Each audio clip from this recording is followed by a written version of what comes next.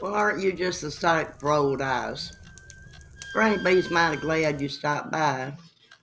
Come on in here, have a seat, pull that old blanket tight around you. Let me top off your tea for you. Tonight's story is about an appliance with attitude.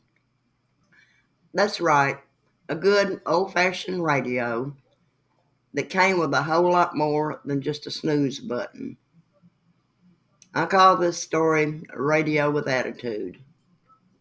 Now, sugar, I'm a bargain hunter, always have been. One Saturday morning, I was walking around the flea market just looking for deals I didn't know I needed. You know how that goes.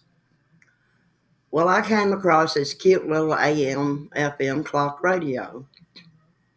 Simple, nothing fancy, but it looked clean, had all its knobs, and even had the time blinking on the front like it was begging just to be brought home. And I thought, perfect. You see, I needed something gentle to wake me up in the mornings, not some blaring buzzer or screaming alarm.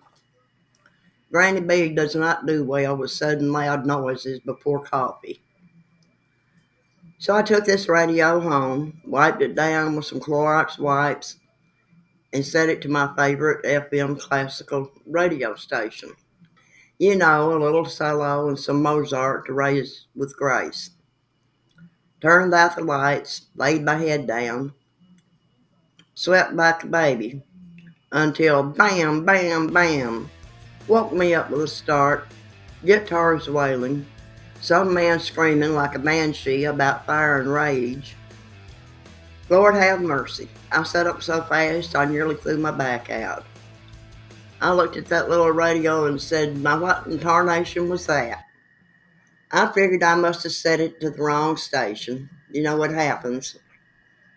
So that night I double checked, turned the dial, found the classical station again, and made sure it was locked in. Next morning, heavy metal again. I about threw that thing through the window. I glared at it like it had personally insulted me. I even said out loud, you do that again, I'm taking a hammer to your circuits.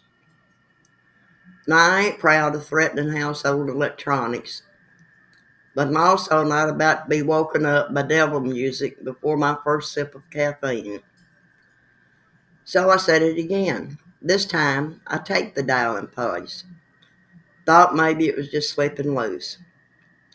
Next morning, I kid you not, I woke up to some man singing about his wife, ran off with a mailman, took the dog, crashed the pickup, and left him and their 10 kids behind.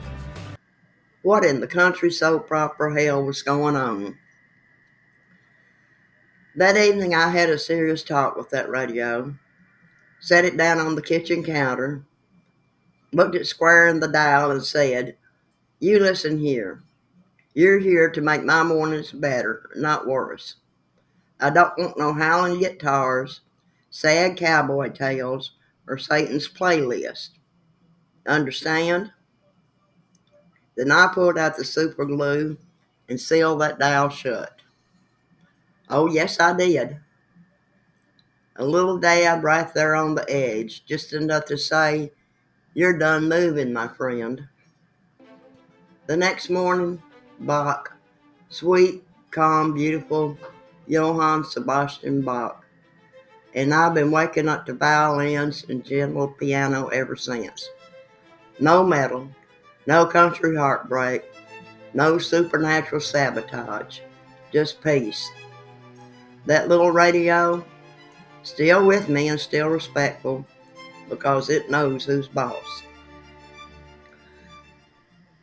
So there's the moral of tonight's tale, sugar.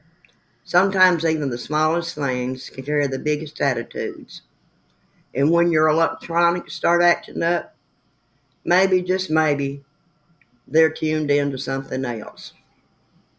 So glue your dials, say your prayers, and don't let the boombox bite.